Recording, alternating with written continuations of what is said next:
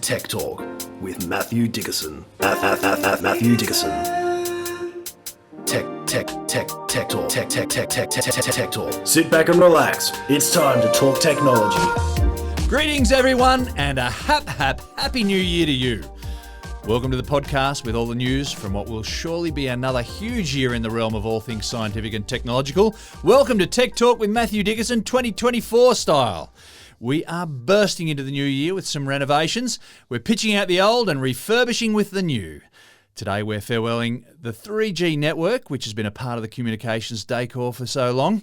But like a bottle green velour lounge setting, it's been showing its age. Also, we'll be cleaning out some dusty corners and sweeping up some dirty, rotten scammers that have been lurking amongst the dust bunnies.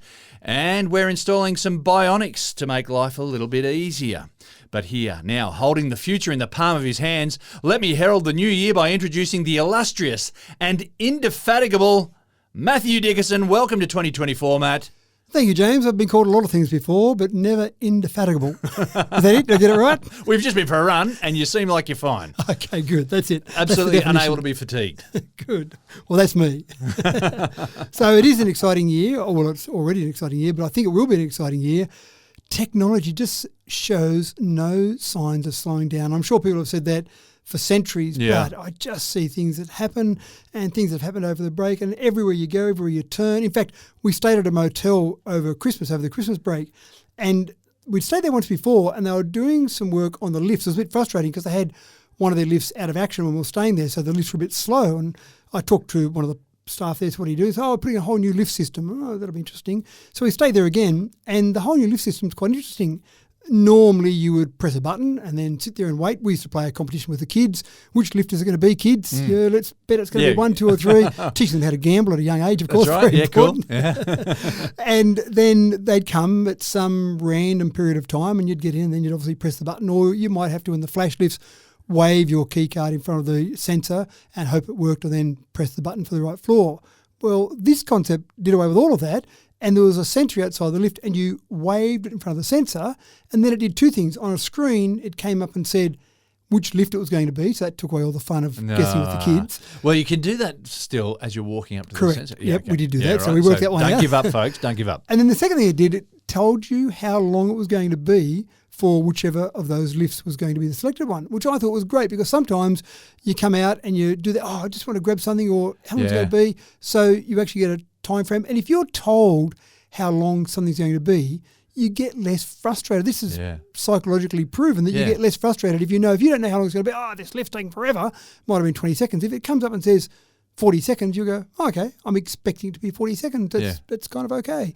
So that was fascinating. And then you got in the lift and there were no buttons. You just got in and put your faith in so everything. What do the kids do then?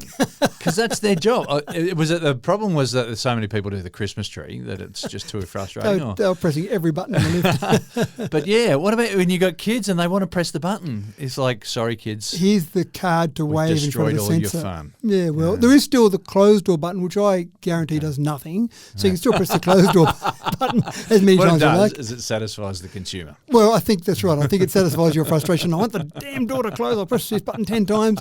And look at that, it closed. So it's proven. I think the only button that actually works in the lift is the open door button, or keep the door open button. But I normally just shove my arm in the middle of the lift and hope or wait for the sensors to take effect. So wherever we go, there's technology. And today's stories, again, gives us a bit of a snapshot. In fact, maybe a little bit of a glance back to last year, although we've done the last 2 episodes have been a full review of last year. So they've been, I think, pretty good, and it's quite fascinating some of the things that have happened over the year, and I've got some great feedback from listeners about those. But again, this year I'm full of excitement about what's going to happen this year, so keep the feedback coming. Thank you for tuning in, listeners. Happy New Year, and I'm looking forward to a great year. Well, let's get into this year's show then. Here's a story that's bound to get you thinking. If you could have had your fortune predicted for you, your fortune, everyone wants their fortune predicted. If you could have your future predicted for you, would you want to know? Now, we all know that AI is clever, but one particular version of AI is having some astonishing accuracy in predicting major life events, notably in predicting people's deaths. Matt, I see an open can of worms on your lap. It seems like a little bit of a morbid situation, doesn't it? Isn't it? If you could know when you're going to die, would you want to? Do you want to know that? That's right. Oh, dear. So it's interesting. And when you talk about AI being clever, it's an interesting concept that I used to have way back when I was at school. What is clever? When someone says someone's intelligent or clever, a lot of the times back at school is that they could remember things. But we don't need to remember things anymore. We've got a computer in our pocket that knows all the information in the world ever, so it remembers things. So now what is cleverness? What's intelligence? Being able to work out things, being able to be creative. Maybe the whole arts sector, which maybe was ignored for a century or so, maybe the arts sector is going to come back and be creative. Who knows? But in this scenario, what AI has done is just looked at so much data, way more data than humans could possibly crunch, take all that data and then make some predictions about what's going to happen in your life. And so you think, sure, an insurance company says, do you smoke? Yes, no. Well, they probably add 10 years or subtract 10 years from your life for smoking. So you've got some simple points like smoking and drinking and exercise and your weight, those type of things. But what this did was they took 6 million people in Denmark. You looked at a whole range of information on them. They looked at their health stats, the simple things you'd normally expect, your employment scenarios, your financial records.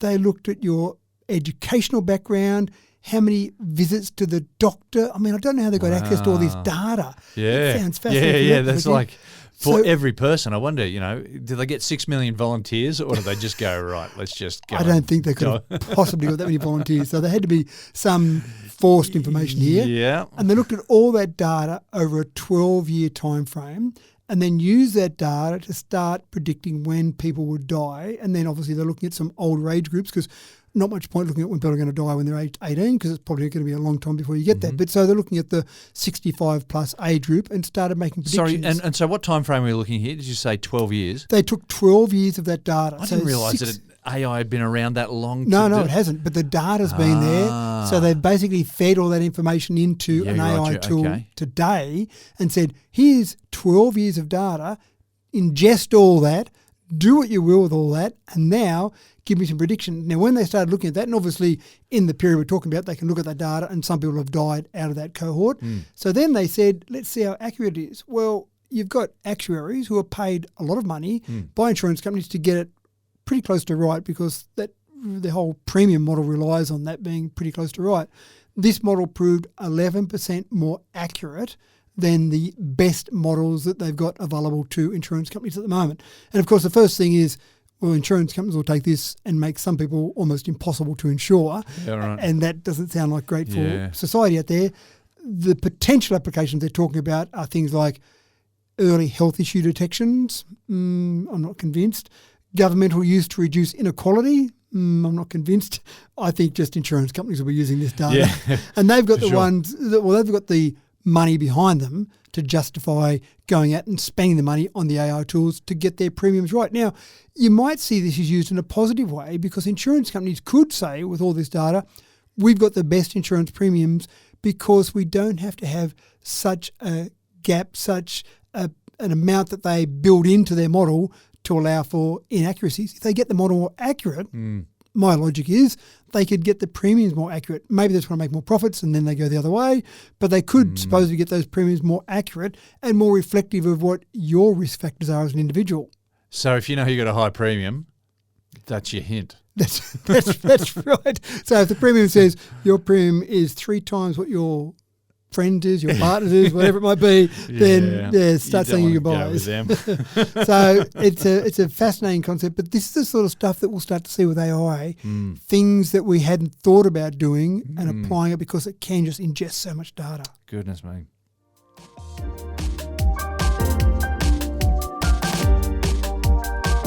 In today's Digital Dive, we're untangling a twisted tale of trickery. Scammers are using a veil of virtual anonymity to sell fake medical documents to anti-vaxxers. It's a pandemic of fraudulence that's spreading faster than a virus in a crowded room. Matt, these poor anti-vaxxers are copying it from all angles now. I actually think this is a bit of karma, this one. That's the word. Because people are trying still to go and buy fake doctor certificates, COVID-19 certificates. And I'm wondering, who's still checking those? That's the thing. I don't think that many countries are still checking them. There used to be needed for travel. It used to be needed for employment. Not many organisations are still checking, but there's obviously some out there. Could it be enough. that the people who are going for this and being anti-vaxxers, they're just not paying enough attention anyway, and that's maybe a personality trait? Maybe they're just accepting anything they see. My employer made me have a COVID-19 certificate. I better go and get one then. So what I like about this story, it's got lots of things not to like about it. What I like about it is people who want to trick the system and have their certificate to prove that they're able to go to work or travel or whatever, and they don't want to go and get the jab, for whatever reason they don't want to get the jab, they're going and buying doctor certificates. There's no surprises here to me that these doctor certificates aren't legitimate, because you would hope that most doctors out there would be legitimate enough that they wouldn't just hand out fake certificates. Exactly. They would say, no, I'm only going to give you a certificate if you've got the correct immunisations. Sorry, I'm not going to do it for you. What is a bit scary, though, is they're using legitimate doctors' photos, legitimate doctors' information to make it look legitimate, and then there's some pretty easy desktop publishing out there that you can make a certificate look legitimate and then post it out there and sell it. The prices you'll pay for them, $250 up to $500. I mean, it's cheaper to get a jab, isn't it? It's free to get a jab, but I know that defeats the whole purpose. They don't want to get the jab. Yeah, that's right, yeah. So they're getting these. Now, it's not just COVID-19 certificates, but it might be other things as well. For example, you might need certain vaccinations before you travel into a certain country. So there might be certain things that you do to travel through immigration, but basically lots of things you can buy out there on the internet, but there are systems in place now that are checking these at the back end. So it's not just a bit of paper you need. That number needs to actually match up to some country's database somewhere. So you're only tricking yourselves if you go and do it. But it is a bit scary to see how many. There are 60 Telegram channels that are involved in this one scam alone, in the COVID-19 scam. So it's a lot of Telegram channels. You've seen linked cryptocurrency accounts have processed $286,000 worth of transfers. So it's not just a couple of people doing it. There's a lot of people that are doing it. And scammers are directing anti-vaxxers. So they're going onto anti-vax sites and scammers then directing them to these Telegram channels. It's just so difficult to navigate your way through all this if you want to try and get around the system. It seems like it's almost better just to go get yourself the real thing. Yeah, that's right. They've got other things as well. They've got drugs. So some of these Telegram channels are selling drugs like ivermectin. So if you want to go and pretend to get some sort of anti-vax. So they're not happy. I've never understood this part. They're not happy to get a vaccination that medical authorities, World Health Organization, doctors say is okay, but they're happy to take ivermectin, which doctors say is not okay. So I don't quite understand the logic of that one. Yeah, so just distrust of society's norms. I know, but then where are you going with that? Why are you trusting the ivermectin people and not that's right. COVID-19? Anyway, so all of these things that they're selling at the moment, there is no proof whatsoever that anything they sell on any of these channels is legitimate, whether it be ivermectin or a COVID-19 Enter at certificate. your own peril, folks. Exactly right. And happy Christmas to all those people.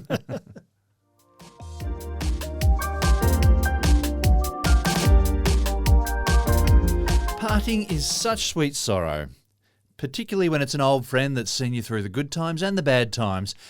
2024 will mark the year that Australia bid adieu to 3G networks.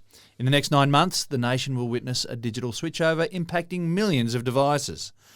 Matt, what are the implications for this? Well, first on the word adieu, that's one of my favourite Wordle start-offs. So right, get rid of all those vowels? That's right, it's a good one actually. One of my kids gave us a Wordle game, a Wordle board game for Christmas, and so you're sitting around playing, and I think row 8 and adieu were the two most popular words that everyone seemed to start off with. Anyway, off the topic slightly there, but so 3G, we've talked about it before on some of the things that will be impacted, but we've actually got one that switched off now in December, on the 15th of December last year. Vodafone switched off their 3G network. Telstra and Optus will follow this year. Telstra's shutting down the 30th of June this year, Optus in September this year. So it was interesting. I wanted to just talk a little bit about the Vodafone shutdown, because before the 15th of December, there were some fears that, oh no, what was this going to affect? Yeah. How many people out there were still using Vodafone 3G? Was it going to be a disaster? Was it going to be Y2K proportions, or was it just going to be a little blip?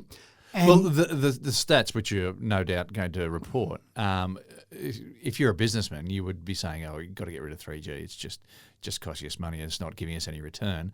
But for that small percentage that require it, They've got no other alternative necessarily. And require it is the interesting point here. So you're right. From a business perspective, from Vodafone, Telstra and Optus, they're supporting a network which has still got infrastructure involved with it. They've still got to make that work. If you say you've got 3G, you've got to have 3G. You can't say, well, we've got it until bits of it break down, then we're not going to have it. You've got it. You've got to keep supporting it.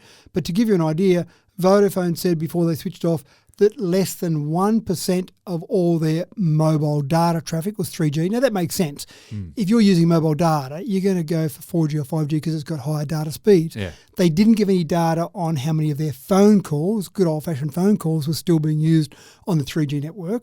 But that was one of the things that I suppose was a concern, that some people would suddenly lose access to their phone. Now, Vodafone have talked about the fact that they've been giving 14 months notice, or over the last 14 months giving notice to their customers that they're going to shut it down. They've sent supposedly over 1 million messages to their 3G customers about the shutdown coming. So hopefully you'd think that'd be okay. But what a lot of people don't realise is the other devices, some of the Internet of Things, I suppose you'd call it, that are running on 3G. In fact, a previous vehicle that I had only had 3G. It was connected to the internet for a whole range of things, and it only had 3G. So whoever owns that car now, I sold that car, but whoever owns it now, they would have to go and upgrade that to a 4G module to replace that. Now, if the 3G was working for you, you'd go, oh, why bother? It's doing everything I need to do. Not much data is being transmitted, so who really cares? But then suddenly those things stop working. Oh, I've got to do something about it now. About 3 million, which amazed me, 3G dependent devices still in Australia as of December last year. Now, not many of those were in Vodafone, because Vodafone customers would have hopefully shut down most of those. About 200,000 of those 3 million are critical medical devices. So a lot of people with their emergency button around their neck, for example, a lot of those are 3G because, again, that technology was cheaper. Why would I bother about upgrading that if I don't need to? I don't need lots of data. I just need to send out a signal to say, hey, I'm in trouble. Don't worry about upgrading it. Leave it. Keep going for as long as you can. A lot of people's alarm panels that would trigger back to the central monitoring station would be 3G. And that was a big upgrade from the old days of phone lines, because if I was going to break into someone's house, which I'm not planning on doing, but I was going to, the first thing I do is cut their phone lines, because then it can't dial out. So then alarm companies upgraded to 3G dialers so that it could use the 3G network. Obviously, you need to upgrade those. You're not necessarily even aware that you've got that. You've got an alarm system. It works. Oh, good. Everything's fine. Yeah, and you've had it for 10, 15 years or so. That's Why right. are you going to check that? It's been doing the job. I guess everything's okay with it. So that was a lot of emphasis was put on those various companies to let their customers know. But I was interested to see what happened after Vodafone shut down and whether there was going to be a bunch of stories out there about people who had disasters or medical emergencies or their alarm stopped working. But I heard nothing. Nothing. So it was quite interesting. Silence was deafening. Well, it was, and I think that's a good thing. And obviously Vodafone did a really good job in terms of letting their customers know. One of the big things, of course, is that apart from, as you mentioned, supporting the infrastructure, shutting down the 3G network makes sense, but also the frequencies that 3G uses, once 3G isn't using those frequencies can be then reused for 4G or 5G.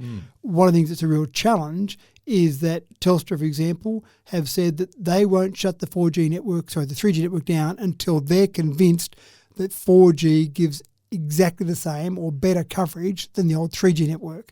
So that's a big promise to make. And there are people now who still talk to me about travelling on open roads, and they'll see their phone flicked from 4G down to 3G, can't do much via data, but they can still make phone calls. You've got to be sure that you're never going to have that situation where I used to be able to make a phone call standing right here and now I can't anymore. So again, well done to Vodafone. They seem to have navigated that fairly well, but Vodafone are the smallest of the 3 mobile phone networks in Australia. So watch this space. The big test will be Telstra and Optus this year.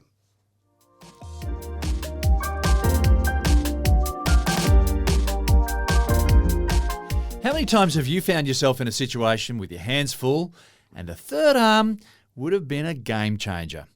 Well, have you ever wrapped an awkward Christmas present? I rest my case. A remote-controlled robotic third arm is not a new concept, but being able to control it while your hands are already occupied is a major dilemma. Well, hold your breath and watch this space, literally, because the clever folks at the Swiss Federal Institute of Technology have got a solution that will blow our collective minds, Matt. I'm sure that the initial creator, you talked about the Swiss Visual Institute. I'm sure there was some individuals who said, this is a great idea. I'm sure they didn't have kids, because I assume that's why we had kids. So you've got that third arm to hold the packaging down while you're wrapping a Christmas present.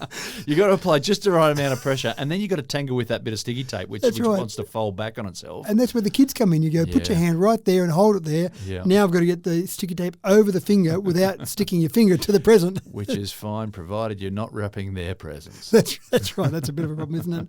So I started to think, why would I want a third arm, apart from wrapping Christmas presents, which is a great example, but what might I do with a third arm? And then, is there enough of an application that I might go to all the trouble of inventing a third arm, and then how do I control it? So obviously there was enough of a need. We'll come back to that in a moment. But controlling it sounded fascinating. Controlling it with your diaphragm. So you connect the third arm essentially around your stomach. The third arm sticks out as if it's something protruding from your stomach. And then with both eye movements and your diaphragm, you control the third arm. Now, I'm assuming you're not getting very fine motor control out of it just by controlling it with your diaphragm. But one of the things they found absolutely fascinating was that the human brain, and we often talk about the human brain being very elastic. In this scenario, they found the human brain very adaptable to controlling a third arm. Because that was one thing I thought of was, well, I sometimes have trouble rubbing my head and patting my stomach. How am I going to control a third arm in that scenario? But the human brain's quite clever. So it actually, in the testing they did, they had 65 volunteers testing this, and they actually got the volunteers to use it, and they found that they could use it quite well without a lot of time, because the brain adapted and said, I've now got this third arm there. Neuroplasticity. What an amazing thing. Thank you. That's the word I was looking for. I used the word elastic. That was incorrect. I think plasticity was the word I was looking for. So industrial workers, surgeons, how would I feel about going into surgery and my last vision before I went off to sleep was a third arm? Working this thing around his waist and waving to me with I wake up and I go, those drugs you gave me were crazy. I had this dream that a surgeon with 3 arms was operating on me.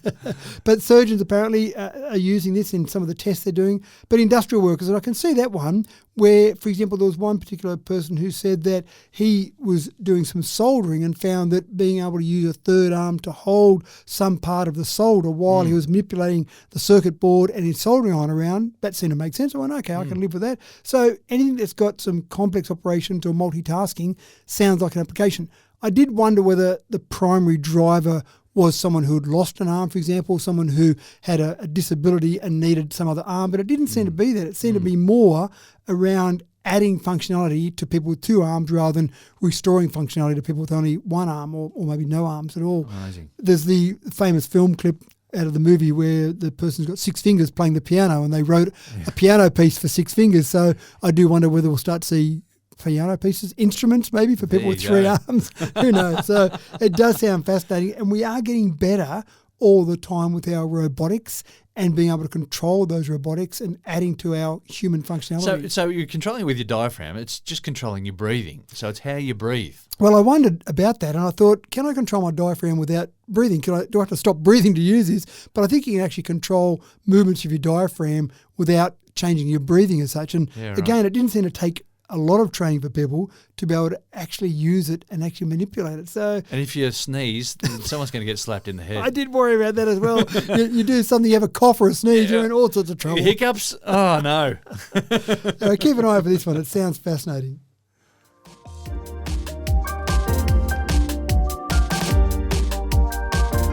New cars are loaded with tech to do the thinking for you and prevent collisions these days. Whether you're hurtling down the highway or reversing in and out of a tight park, we're just used to the bleeps now, and they come part and parcel with the modern driving experience. But is our trust in technology making us worse drivers in the long run? Matt, what are your thoughts? I remember when seatbelts and airbags were, well, seatbelts have been around for a long time, but airbags were just coming out on American cars. And they found that people were not wearing their seatbelts because they said, I don't need it. I got an airbag. Everything's fine.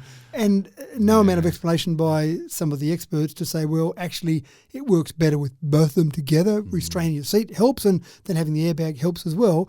But there were people who were quite happy to not worry about a seatbelt anymore because I've got an airbag. So I think sometimes we do get a little bit too much faith in the technology, but it's there. So I think the more we use it, the better. Now, I've got some examples here where we've seen things that could be solved by technology, either in the conditions that we drive in, so making people aware of those conditions, or what might be on the car. So, for example, there was a massive 30-vehicle collision on Victoria's Western Highway, and that was basically due to fog. And so if you had, for example, conditions that were speed-dependent or speed-dependent conditions, so you had warning signs up, 100 k's an hour, but fog comes in and they're having automatic sensors to say the speed limit now is 60 k's an hour, or depending on the fog, whatever that might be.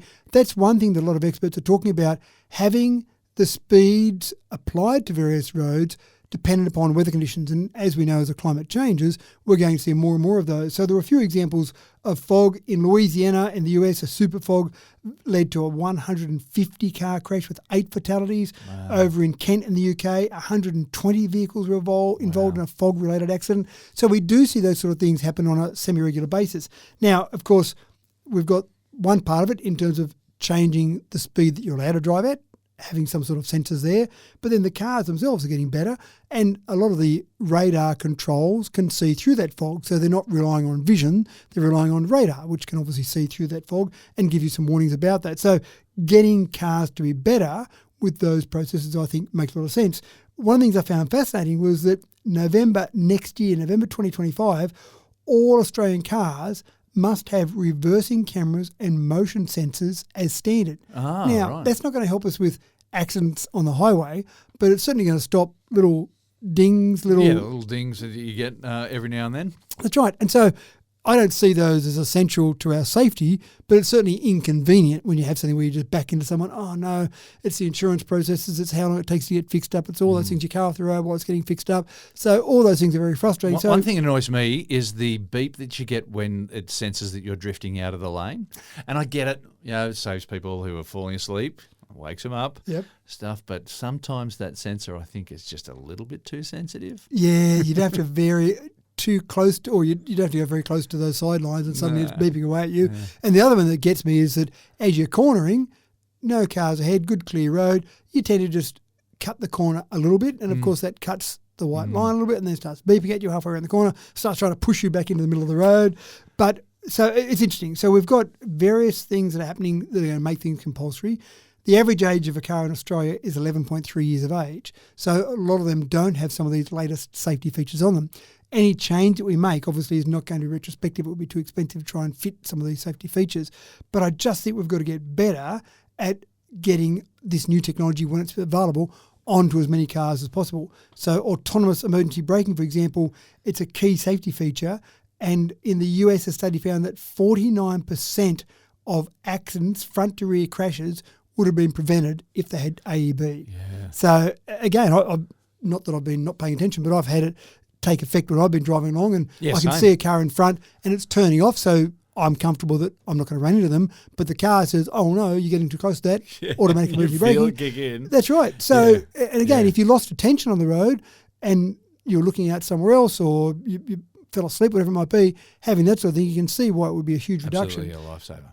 When we get to the stage of relying on it too much, though, I think that's where you start to go, well, I can check my phone and start sending text messages off because I've got this car to drive for me. That's when it becomes a bit dangerous. It's getting that fine line where people still are aware of it. But I think we've got to take advantage of this technology. Our road toll is not going down at the rate we would like it to go down. And in fact, in the last year, across some parts of Australia, it's actually gone up in the last year, which is a bit concerning. So we've got to work out ways to get around that and solve this problem.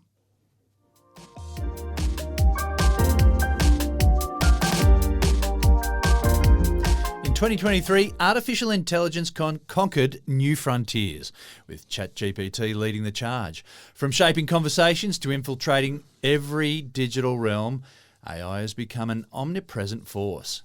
It's here to stay, and its impact, for better or worse, will be extraordinary. Pardon me. Matt, talk us through the multifaceted marvels and potential pitfalls that this gift horse carries within it. I actually think this was the development of 2023. If I look back at 2023 and say what changed dramatically. I think we'll look back at it in decades to come, and we will look back at this as being the revolution that really changed things. Yeah, look, I think it has. I think it's developed into a sophisticated, creative force. It was became the fastest growing app ever was ChatGPT. So as people started to get the hang of that, a year ago we were maybe mentioning it. A couple of references to AI and ChatGPT, but suddenly it really started to take over. Google and Microsoft have thrown a huge amount of money at basically AI and things like OpenAI, ChatGPT, with Microsoft investing $10 billion in that. Microsoft integrated GPT-4 into Bing, Word and Excel. And then, of course, Google launched Bard in February, which didn't go so well. And then they launched Gemini, which is supposedly a rival to GPT-4, in December. Governments globally are talking about AI as a threat and an opportunity. Is there some way we can help solve major problems in the world with AI? Yes. Does it present huge risks? Yes. So there's a whole range of things to consider. The EU is planning to regulate large AI models by 2025. So they're looking to say, well, sure, you've got these things there, but no one is policing this. No one's saying, are you using it for good or bad? Are you using it in the right way or the wrong way? When you look at the value of the AI market in 2023, it was $93 billion. Wow. What an incredible year. For the first year that something became really mainstream, $93 billion for that. So quite incredible. So I don't know where we're going to go with it. It's become mainstream tools already. People are just rolling it out. I'm seeing TV shows, movies, all sorts of things referencing ChatGPT, referencing AI already. So it's become mainstream very quickly. But it's also got us questioning what's real and what's not. Really throwing a spanner in the works, like those AI film trailers with people and scenes in it that you're sure you've never seen before, but it's in there, and and of course they're not there. They're not there. Why wreck the movie? We did a story about that last year. Yeah, that's right. Why wreck the movie when and sometimes you do that. You look at a movie and I've seen this bit because I saw the trailer, but having a trailer that's not from the movie, fantastic. So all these things, it really comes down to that human creativity, and then take advantage of the power of AI. What are we going to do with it next? It is a fascinating area. But that, to me, if I had to put my finger on something that was the technology change of 2023, AI, and in particular ChatGPT, there's no doubt about it that was the one. And even the firing of Sam Altman and then the outrage from the company and then basically the reinstatement of Sam shows just how important he was in this whole process. Yes.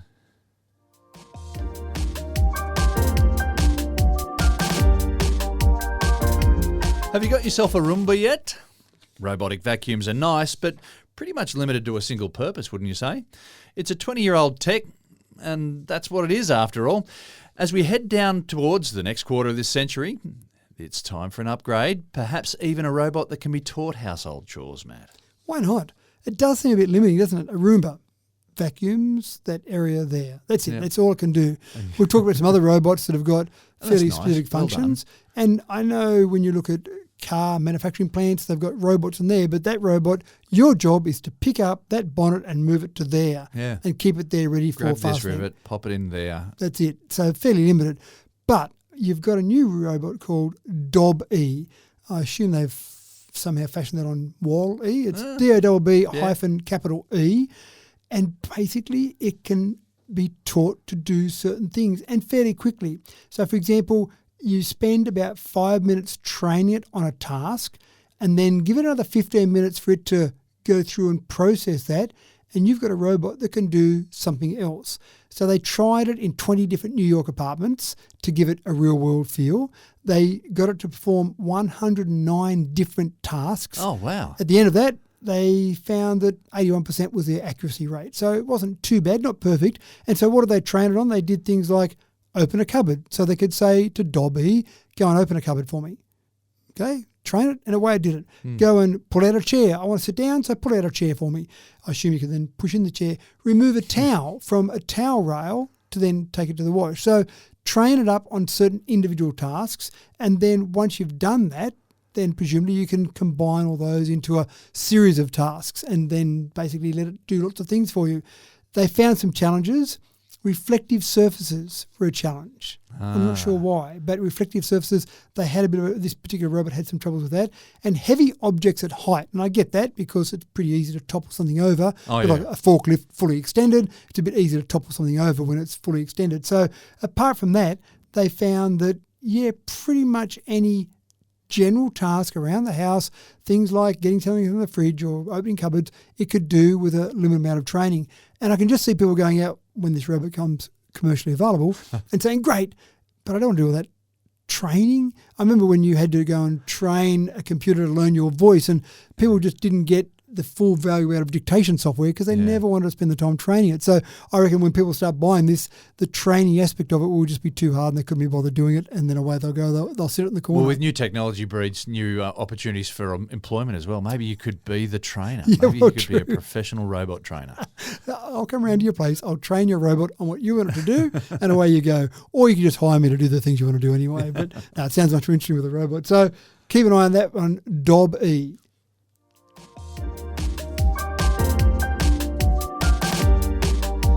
Alternative energy tech has become somewhat of a boom industry in sciences, and developing new batteries that are more efficient and more sustainable have been a huge part of this. Hydrogen fuel cell technology seems to be the zone that is exciting for many people. Well, it's been given a tweak now, to put it right out in front in terms of affordability and efficiency as a form of green energy. It's time to raid the cutlery drawer, folks, because the price of silver is possibly about to surge. Am I right, Matt? Well, hopefully not. Hopefully that's part of the whole concept here, because one of the problems with hydrogen fuel cells in the past has been they use platinum. Platinum, yeah. And platinum is expensive. And these researchers, and it's been a collaborative effort, it's been the Department of Energy's SLAC, National Accelerator Laboratory, it's been Stanford University and the Toyota Research Institute. And they've been working together to try and work out ways they can generate or produce hydrogen fuel cells better. And one of the ways they've done that is they said, let's replace the platinum with silver. Now, hopefully there's enough silver in the world that it won't send the price through the roof, because that would defeat the purpose, and then go back to the stage of platinum being a viable alternative because it's then cheaper than silver, but hopefully that doesn't happen. And again, what we've got here is fuel cells. The concept of fuel cells is basically you've got an electric vehicle. It runs like an electric vehicle, but rather than having a large battery, you've got hydrogen, which is faster to refuel and then easier to store on the vehicle. Well, when I say easier to store, you've got to store it in some sort of container, which might be a bit difficult, but you can refuel it quickly. So then it drives like an electric vehicle, runs like an electric vehicle, but you've got that hydrogen stored there. I know Toyota have talked a lot about this being the technology of the future. I think they've been saying that because they've missed the boat on EVs to a certain extent. And I still think EVs will be the way to go in passenger vehicles, light vehicles, but when you get to heavy vehicles, when you get to large transport vehicles, having that car parked off the side of the road charging up is not generating money. On the road travelling is when you generate money. So I think hydrogen fuel cells will be incredibly important for things like those long-haul transport trucks. I think that'll be a big part of that. I'm sure there'll be vehicles. I've driven a vehicle that's a hydrogen fuel cell vehicle, so they are available, but I don't know they'll be mainstream as much as EVs. But if you can get silver being used instead of platinum, that suddenly changes the cost or the economics of a hydrogen fuel cell vehicle. One of the big costs for an electric vehicle, of course, is the battery. But if you can get a hydrogen fuel cell produced at a much cheaper rate, suddenly that becomes a lot more attractive. Is this going to be a game changer? Well, not yet, but it's probably going to start to shift the needle across to hydrogen as a good way of having vehicles powered rather than just electric vehicles with batteries. So interesting. Again, with hydrogen, they generate electricity through this chemical reaction between hydrogen and oxygen. Water is the only byproduct of that. How you create the hydrogen in the first place is the challenge as well. That's the challenge, yeah. We've got lots of water, so great, but you've got to get the hydrogen out of the water to actually have hydrogen that you can use, and that's a fairly energy-intensive process. You really want to use renewables for that process. I just think the battery technology has got a long way to go. It's come a long way, but it's got a long way to go, and it's going to be really very exciting to see what happens in this field. Well, what I do love is you've got competition. You've got competition between hydrogen fuel cells and electric vehicles and different electric vehicle manufacturers and different electric battery technology. So all this competition means that you and I as a consumer are going to benefit in the long run.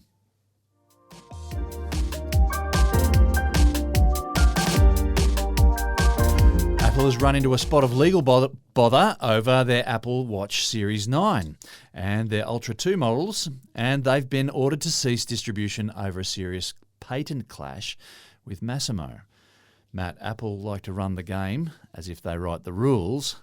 Are they going to be forced to eat humble pie yet again? I'm fascinated by this. I just can't believe Apple's legal team has been temporarily beaten on this one. Normally, they just come in with their sledgehammer and they don't care whether it's a mosquito. They're going to just hit that with a sledgehammer. So this is related to blood oxygen sensing technology. And so, as you said there, Massimo, the company said, we actually have that patent. We've got products that use that, and you've kind of used our patent on your products. So a judge agrees, and they said stop sales. Now, obviously, Apple, being Apple, said we don't agree with that, and we'll lodge about 28,000 lawyers, or launch 28,000 lawyers at this particular problem, rather than just say to Massimo, how about we pay you some money. Maybe Massimo will try and have a lend to them, but the fact they've been able to get sales stopped is quite significant. Now, when you consider that, and sales stopped in December, so December 21, online sales stopped, in-source sales stopped on December 24, this is in the US, that wouldn't be nice for Apple. Now, Apple Watches aren't their number one generator of revenue, but if Apple only sold watches, they'd still be a Fortune 150 company. So it gives you an idea of, it's still of some value to them. Yeah. So there's a bit of a process going on in terms of that legal dispute. They're throwing lawyers at it. They'll have that argument. Interestingly enough, internationally, those watches can still be sold.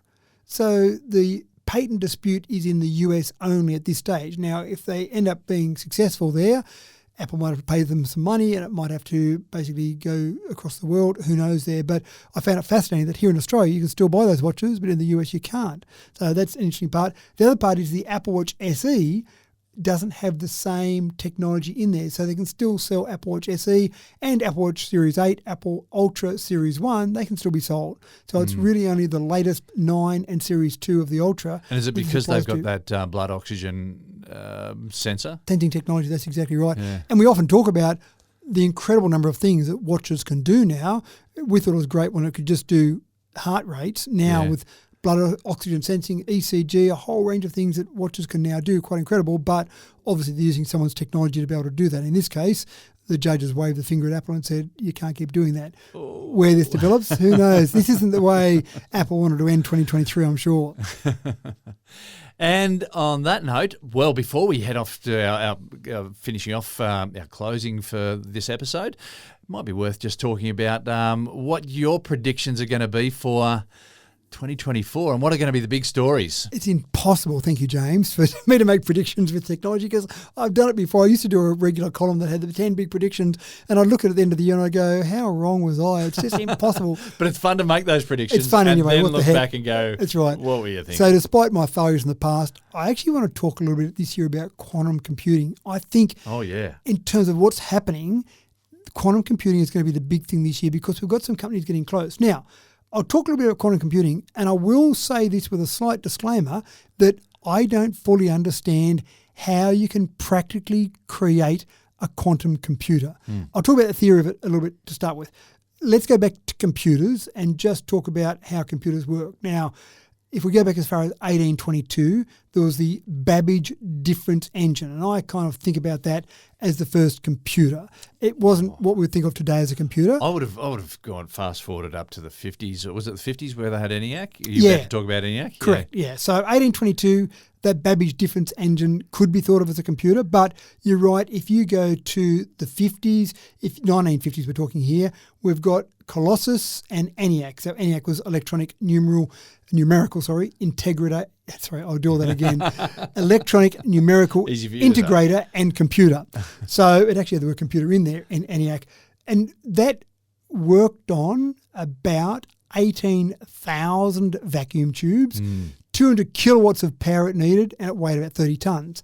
Now, the whole concept with computers is that they work on binary. They work on a switch being on or off. Yeah. And so based on that, and that's why you need so many vacuum tubes, based on or off, you can then have... We used to call them valves, didn't we? Valves, yep, that's right. You can have lots of things happen. So if we look at binary, and if I just go, for example, to the ASCII, the American Standard Code for Information Interchange System, 0 to 255 in our decimal system is represented with 8 bits of binary data, and that gives you a byte, and that gives you all those different characters. For example, the digit 9 is 00111001, or the number 65 01000001. Do you know there are 10 types of people who in this world? 10 types of people, those who understand binary and those who don't. That's good. So effectively, you've got computers working on that system, on or off. What we did in 1947 was I use the proverbial we there, society basically created the transistor. And all the transistor did was replace all those vacuum tubes or valves and put it on a chip. So now when you go to a modern computer, you have literally got billions of transistors on a chip to have lots of those on, off, yes, no, those binary points of decision. Doing all of that and building up huge amounts of power involves basically all those switches being done sequentially, and essentially you get the fancy computers, if you like, that we see today with all of that information there. But what a quantum computer does, and probably the easiest way I can explain it, is I think of a coin toss. I was at the cricket earlier this month and I watched Pat Cummins go out, flip the coin and wait for Shard Masoon to call heads or tails. We understand that. That's binary. Heads or tails, assuming that the coin doesn't land in a crack on its edge, it's going to be a head or a tail. They're the only points. So the same with a computer. It's a 0 or it's a 1. It's a yes or it's a no. It's an on or it's an off. Quantum says when I flip the coin in the air, it's all those things at once. It's all between heads and tails at once. So all those different states you can have, and by using all those different states, it can essentially process information simultaneously, not sequentially. That's the kind of basic concept where it's at every single state at the same time. Now, how you apply that practically, that's where I get a bit lost. How you say, I'm going to take a practical computer. I understand zeros and ones. I understand switches on and off. But how I build a quantum computer, and typically they're built at very low temperatures. You need superconductors to build them. But how I make a computer understand being at all states at the same time and then use that to calculate things, that's where I go, no, I need more information. I just don't have enough information. But what's already happened is that Microsoft, IBM, Google have all said they're close to having practical quantum computing. Google claims to have a 53-qubit quantum computer that can perform one task they created that would take the world's fastest supercomputer at the moment 10,000 years to complete, and it can do it in 200 seconds. What? And this is the problem we have with with quantum computing. So we're probably not going to be using these as PCs or laptops, are we? I think we will. At some stage in decades to come. Teleportation, here we come. Well, that's the thing. What do you do with a quantum computer? Well, the first thing I thought of was climate modelling. There's so many variables in climate modelling, what's going to happen in the future, then we just don't have a supercomputer fast enough to do all that at the level that quantum computing could. Drug development, when we start to talk about developing drugs and trying so many different interactions of drugs and molecules, that takes a computer a lot of work to then come up with something that you should test. Quantum computers can do that much faster. Cancer treatments much faster. Financial management, seeing what's going to happen. Financial markets, fantastic. Cybersecurity, absolutely brilliant. But then the first thing I thought of when I thought of cybersecurity was the flip side of that.